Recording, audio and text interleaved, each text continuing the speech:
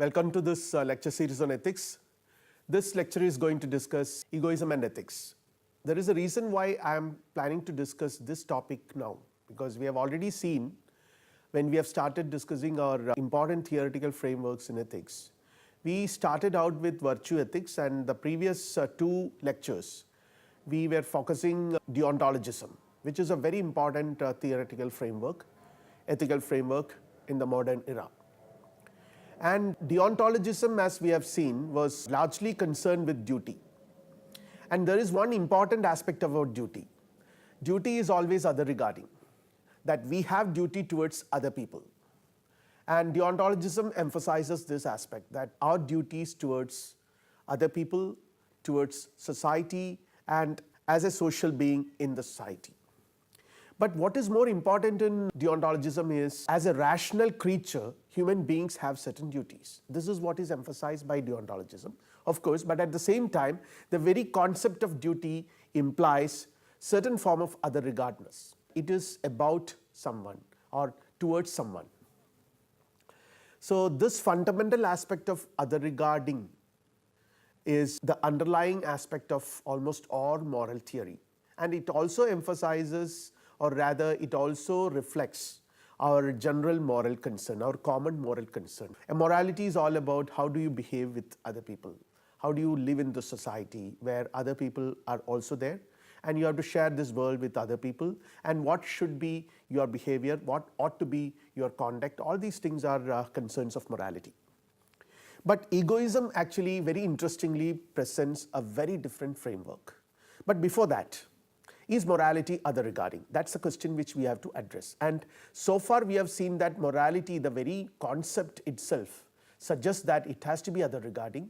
It has to take into account of other people and to also to some extent the world apart from human beings. Almost all major frameworks suggest this, and there are basically, we can see that there are two approaches to morality. One set of schools of thought would emphasize they are agent-centric frameworks where one's own welfare is at the center, others' welfare also gains equal importance as a criteria as general good. So we have primarily seen this when we have examined the framework of hedonism and virtue ethics by and large, because there the emphasis is on the good of the agent. The agent attains eudaimonia, and in the Indian context we have seen that the moksha or kaivalya, all these aspects underline the importance of the agent of action. The agent of action has to gain something very important, which is the goal of his life, which is treated as a summum bonum, which is the very purpose of the agent's life. So by being moral, one realizes this ultimate purpose. But at the same time, it doesn't deny, because it's a moral framework, it doesn't deny the importance of other people. It also underlines the service to other people, or rather, if not service, something to do good to others as well, or rather common good. There is an idea of common good which is at the center of all these frameworks. So the action-centric perspectives, particularly deontologism, good actions and hence common good is the criterion. There also somewhere we very strongly stress upon the concept of common good. But egoism is an exception. That's what makes egoism very important and very interesting for us to analyze. Egoism presents a very different kind of a perspective, because as the name itself suggests, ego, that means I, the agent. The focus is exclusively on the agent. So the question is, what sort of an ethical theory can we ever develop from an extreme focus on the ego? That's a question which we have to raise and try to find an answer as far as considering egoism as an ethical theory is concerned. Of course, egoism has not only an ethical phase, it also has a psychological phase. So we have to see that as well. So when we try to understand egoism, there are descriptive and normative approaches in egoism. These are the two approaches we can adopt. There is a psychological or descriptive approach to egoism where each person's ultimate aim is his or her own welfare. Egoism is presented here as a scientific theory. In natural sciences, which talk about something about the world, or natural sciences deal with a particular department of the universe, here also as a scientific theory, psychological egoism deals with something about the universe, about the ego. It says that each person ultimate aim is his or her own welfare.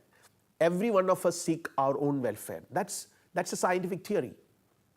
So if every one of us seek our own welfare, then all of us are self-centered. In one sense, we can put it in that way. We all seek our self-interest. We all are ultimately guided by self-love. This is what it suggests.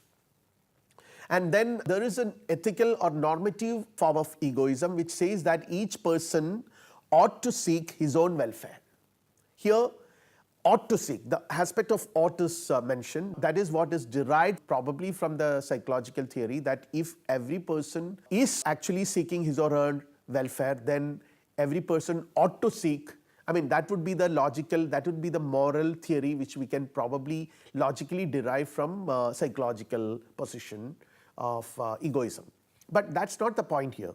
The point here is that what is ethically right, what is morally right is to seek one's own pleasure. That is what ethical egoists would affirm. When we try to place egoism in a larger context, we could see that egoism is related to hedonism, which ultimately claims that happiness is the ultimate goal of life. Again, there hedonism also has two approaches, the descriptive as well as ethical. We'll discuss that later. Then utilitarianism, which is unique form of hedonism, which says that maximum happiness of maximum people is the highest moral objective. We'll be discussing this in the next lecture.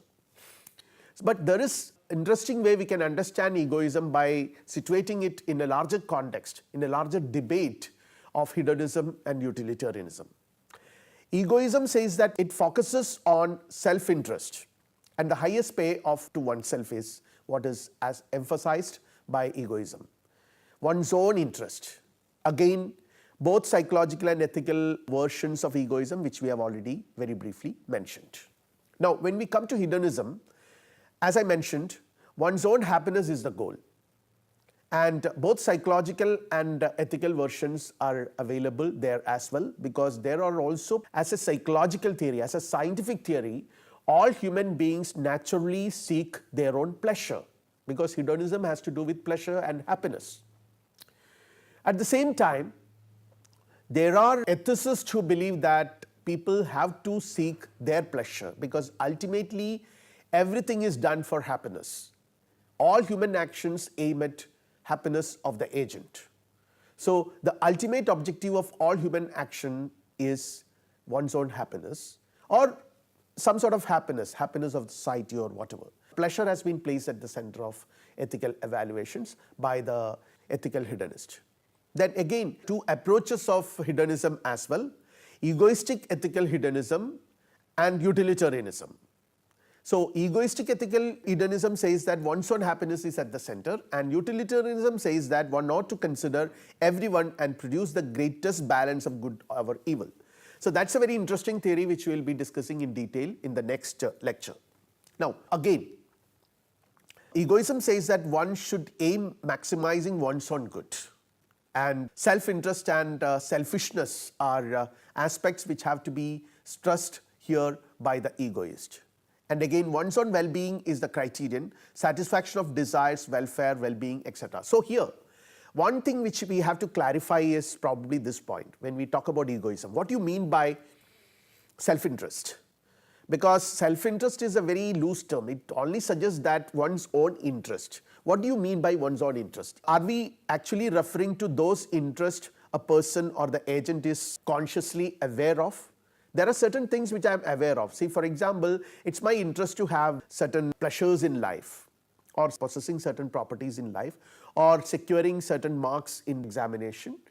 All these are things which I am probably consciously aware of. But at the same time, there are certain things which I am not really aware of, or rather I am not really conscious of. But if someone points to me, I would be definitely recognizing them as part of my self-interest. And again, there are certain things which I am absolutely not aware of at all. In future, probably I may recognize, I may realize that, okay, these are things which are actually aspects that contribute to my self-interest. So there are conscious desires and not consciously aware of certain things which also are part of my welfare.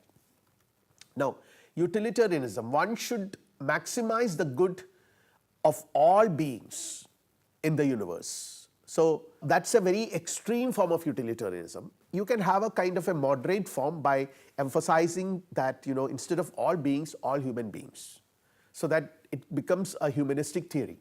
Again, essentially other regarding. That's one important aspect about utilitarianism. It can be safely projected as a moral theory because the other regarding aspect is strongly present in utilitarianism, which is not necessarily present in egoism. Happiness is the criterion as far as utilitarianism is concerned, but in egoism, happiness need not be the criterion always. It could be one of the criterion, but there could be other criteria as well. Now, psychological egoism. One of the very important approaches to egoism is to stress upon the descriptive aspects of egoism, which presents egoism as a scientific theory, which says that all human beings actually seek their own welfare. Self-interest or one's own welfare or well-being is a focal point here, and self-interest is identified either with one's, as I mentioned, conscious subjective desires or one's objective rational welfare, aspects of which one may not consciously aware of or desire right now. That may not be part of my scheme of conscious desires right now, but of course they are very important for me in the long run. Again, altruism has no intrinsic value. This is another very important aspect, that all psychological egoists would deny any value. They don't ascribe any value to altruism. Altruism, they would say, that is self-defeating. This famous criticism of Nietzsche, the great German philosopher, comes to my mind here, because Nietzsche says that altruism is actually reducing life. It actually takes away all value to oneself. One considers oneself as valueless. Only then one can really truly become an altruist. So altruism is quite often equated with a kind of hypocrisy by psychological egoists here, or rather ethical egoists here. Then again, motivation by thoughts or duty are also valueless.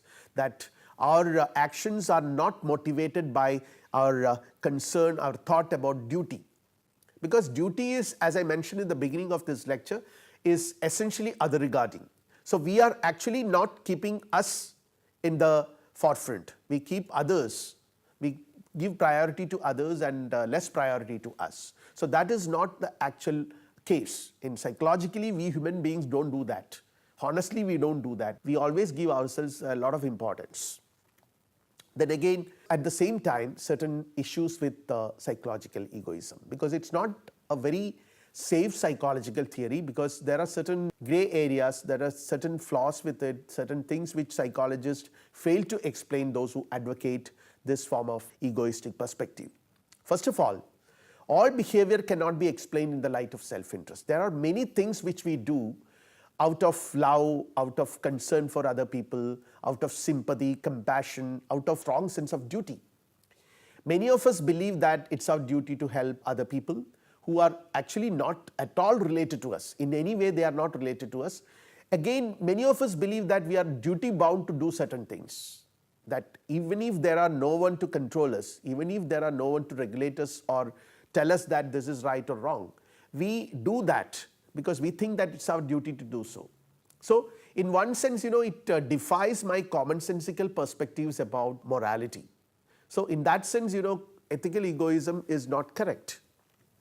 Again, one person risking his life. This is an example, a concrete example where there is a possibility that one person might be ready to risk his life to save another person's life, like jumping into the water to save the lives of someone else. This we read in newspapers quite often, that somebody died in an attempt to save someone else who was drowning in water, or a soldier killing himself for the sake of his countrymen. These are common examples which we find almost on a daily basis in our society, in our world. So how do you explain all these things? Do you think that there is a strong sense of duty that also plays a very important role in determining human actions? Is it all about psychologically egoistic we are all, that everything else is only a pretension? These are certain examples and instances of human behavior that raise very serious doubt about the claims of psychological egoist. A soldier sacrificing his life for others. This happens quite often. And Psychological egoism argues that they are either lying or are self-deceived. So this is very interesting explanation provided by psychological egoists. In the case of a person who sacrifices his life, like a soldier or a person who risks his life to save another person from drowning or some other major danger, psychological egoists would say that these people are actually lying or self-deceiving by probably claiming that it is their duty to do so, or they are doing it as a call of duty, which according to them is actually not, because they say that they would value the kind of escaping from the kind of humiliation or the escaping from that kind of guilt feeling otherwise they would face if they don't do this. So there are several ways one can interpret it and provide justifications for psychological egoism in this context. Again, failure to distinguish between actions that are guided by selfish and unselfish motives. So we all know that it's quite commonsensical that several of our actions are guided by self-interest, but not all. There are certain actions which are motivated by unselfish interest. Behind many actions there are unselfish motives. We feel it's our duty. How do you distinguish between these two? The psychological egoists would claim that these are all either lying, self-deception. The psychological egoists would not accept to consider such actions. The psychological egoists might have a different opinion about them. Now again, ethical egoism. It's necessary and sufficient for an action to be morally right that it maximizes one's self-interest. So now we come to examine the ethical theory based on egoism. Necessary and sufficient for an action to be morally right that it maximizes one's own self-interest. So your self-interest, the agent's self-interest, is what makes a particular action right, morally right. That is the criteria here. And unlike other moral theories, agent does not give weight to the interest of other people. It's not other regarding at all.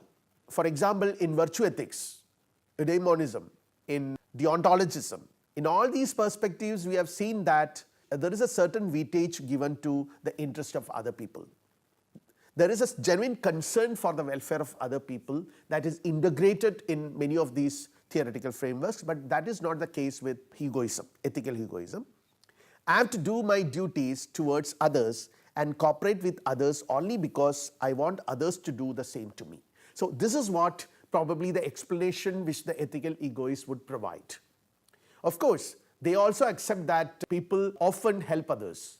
People often seem to be concerned about others and the welfare of other people. So people are doing this because their duty towards others and the cooperation with others become essential because they also want other people's helps. They also want other people to cooperate with them, and they also seek other people's help because one cannot live in the society without the help of other people, without the cooperation of other people. So this is what in this previously sometime back when we were discussing social contract theory, Thomas Hobbes' theory, we were referring to this.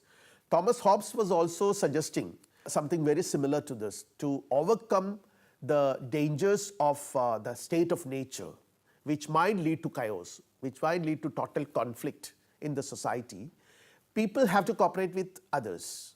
So cooperation here comes externally as a kind of one's own interest. It's not that people are ready to cooperate with others for someone else's interest, but they do that for one's own interest. And this theory, the ethical egoism, is actually in the 20th century popularized by the famous writer Ayn Rand. Her novels, her writings have popularized it. Her writings particularly attracted the youth a lot because that was projecting a philosophical framework which is completely based on egoism. So Ayn Rand would argue that altruism leads to kind of a denial of the value of the individual. So this should not happen because this is self-defeating and self-contradictory. One has to always consider oneself as important.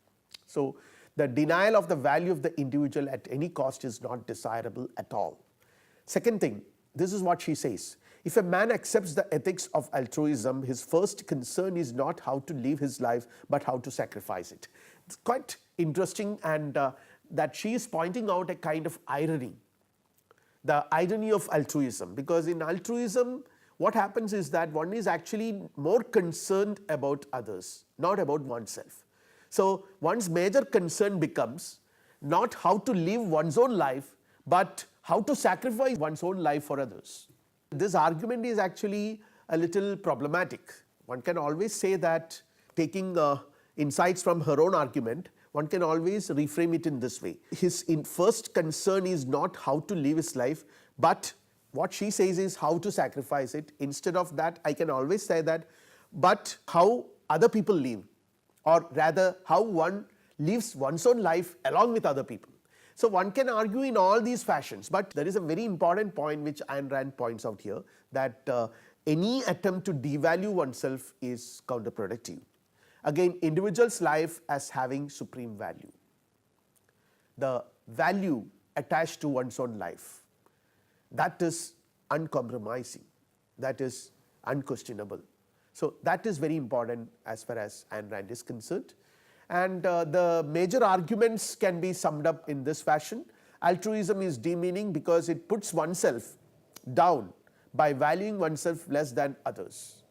So whether this actually happens in altruism is a different question, but from the very outset it seems that altruism is demeaning or devaluing oneself and giving more importance to others, which actually is not correct. I mean, in certain occasions this might happen, but there are instances of altruism where one can practice it not necessarily in the way by devaluing oneself, or rather one can find more value in oneself by equating or by identifying oneself with others. This is also one way to understand altruism. Again, acting selfishly creates a better world. If each person took care of himself or herself, the overall effect would be to make the world a better place for everyone. So this is again a very major argument, or rather the core of egoistic moral theory. We can put it in that way, because all moral theory in one sense has to deal with general good, a common good, the question of common good, because otherwise you cannot justify yourself as a moral theory, your theory as a moral theory. You have to talk about the common good. So altruism in that sense would argue that they are not against the idea of common good. What they would argue is that by each person taking care of himself, I mean his own or her own welfare, what actually he or she is doing is contributing to the overall good, overall welfare. I repeat, acting selfishly creates a better world. If each person took care of himself or herself, the overall effect would be to make the world a better place for everyone. Again, people are by nature selfish. This is what psychological egoism would argue.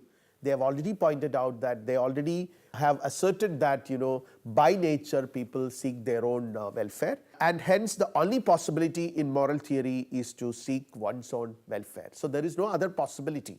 One cannot be altruist or one cannot be other regarding if psychological hedonism is true. Now, I'll wind up my discussion on ethical egoism by pointing out one more criticism raised by G. E. Moore.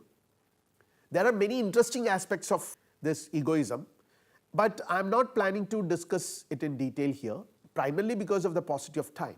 But now I'll wind up with G. E. Moore's criticism, because it raises a criticism from a different perspective, the perspective of a linguistic philosopher. What he says is that he affirms that ethical egoism is self-contradictory, because if everyone ought to maximize his or her own good and no one else ought to maximize my good, that is what an ethical egoist would say. Everyone has to maximize his own happiness, his own good. So I have to maximize my good and someone else has to maximize his good. You have to maximize your good. And it's not your responsibility to maximize or contributing to maximizing my good. My good is not your concern, my good is my concern, and your good is not my concern, it is solely your concern. Now, to say that X is my good is to say that my possessing X is good and hence others ought to maximize my possession of it. So this is the confusion which G. Moore is trying to highlight. This is a linguistic confusion, very typical of a linguistic philosopher, of an analytical philosopher who considers that all philosophical problems are actually the result of certain linguistic confusions. So here also G. Moore seems to be arguing that ethical egoism is based on certain linguistic confusion. I repeat it, to say that X is my good is to say that my possessing X is good, and hence others ought to maximize my possession of it, which others cannot do, because others will be only trying to maximize their good. So that is the paradox here. I both deny and am committed to affirming that others ought to maximize my good. So this is a kind of contradiction he points out. There are many others who have responded to this criticism raised by G. Moore, which I am not discussing here because of, as I mentioned, there is a paucity of time. So what I will do is that I will now conclude my discussion on egoism by pointing out certain very general problems which egoism, ethical egoism, encounters as an ethical theory. So it says that it is morally insensitive and indifferent towards the larger problems of humanity. So in that sense it fails as a moral theory. See, there are many moral issues which humanity faces today. Like there is poverty, there are issues, there are problems because of terrorism, war, millions of people suffer, millions of human beings are suffering due to various man-created issues, man-created problems, and also certain natural problems. And there are, at the same time, we all know that rich nations and rich people in this world who have enough or plenty for their own requirement.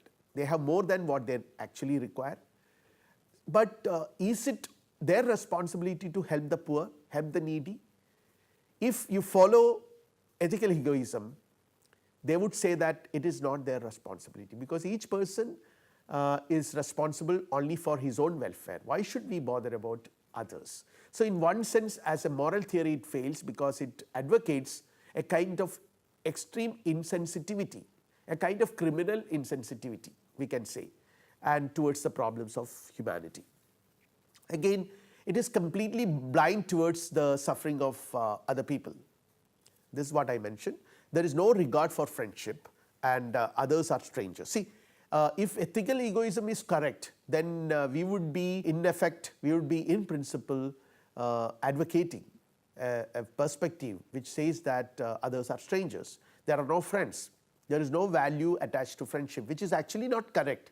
We value friendship a lot, and a lot of meaning to our own lives we ascribe to in terms of friendships we have with other people. We value the friendship of other people a lot. So human beings cannot probably think of meanings, leading a valuable and meaningful life without fruitful friendship with other people, other human beings. But if you follow egoism, ethical egoism, it apparently argues that all friendship is valueless. We know that egoism as an ethical theory underlines self-love, and self-love is very important, no doubt about it. It's a virtue.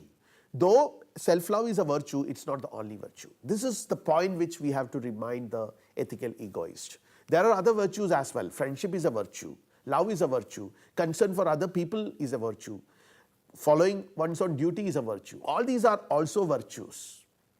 But if you are an ethical egoist, you would devalue all these virtues, and there is only one virtue for them, self-love. Again, one's own highest payoff is the most important aspect, and this may lead to conflicts with other people. So the possibility of conflicts, that's a little more serious problem, because if one's own self-love, one's own interest, self-interest and self-love are the only guiding motivations in action, and all our actions ought to be based on them, then there is a possibility that there would be conflicts in society, because my self-interest would contradict someone else's self-interest. How to negotiate? The very principle of negotiation, what should be that principle? What should be the criterion? And egoism seems to be arguing that there is only one and only criterion, that is self-interest. So in that way, it fails to negotiate between conflicts. And one of the major purposes of a moral theory is to negotiate conflicts in the society. So it fails as a moral theory. Now, what is important for us for future lectures is that we have to see the interesting relationship between egoism and hedonism. And we know that it need not necessarily reduce welfare to happiness. All ethical egoism will not equate self-interest or welfare with happiness or pleasure, which the hedonist would do. There are other concerns as well. Self-interest and satisfaction of self-desires and all these things might not always lead to pleasure and happiness. But at the same time, there is a way in which they are connected. There is an indirect manner in which they are connected. Rather, the hedonist would argue that they are directly connected. Happiness or pleasure are most important for the hedonist, and they need not be related to self-interest always. This is the point which probably the ethical egoist would tell the hedonist, and the possibility of higher forms of happiness have also to be conceived by them. And descriptive and normative approaches, we will conclude this. Both egoism and hedonism adopt descriptive and normative approaches, psychological and ethical approaches. If the psychological theory is right, then ethical egoism is the only possibility, or individualistic hedonism is the only possibility. This makes utilitarianism impossible as an ethical theory. Now, what we have to see is whether utilitarianism is possible, or rather, to put it in other words, how utilitarianism is possible as an ethical theory. This is the question which we are going to address in the next lecture. For the time being, we will wind up. Thank you.